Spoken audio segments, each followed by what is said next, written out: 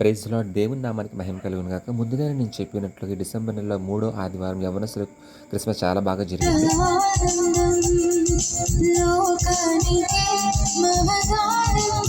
యవ్వనస్తులు చేసినటువంటి కొరియోగ్రఫీ మరియు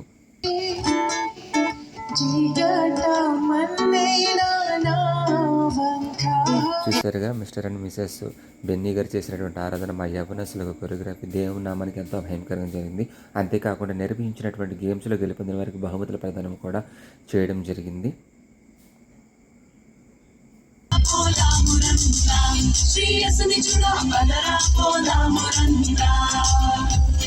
ఇక దైవజనులు చేసినటువంటి ఆరాధన, దాంతోపాటుగా అందించినటువంటి ఆత్మీయ ఆహారం నిజంగా ఎంతోమందికి యవ్వనస్తుల్ని ఆదరించిందనే చెప్పవచ్చు.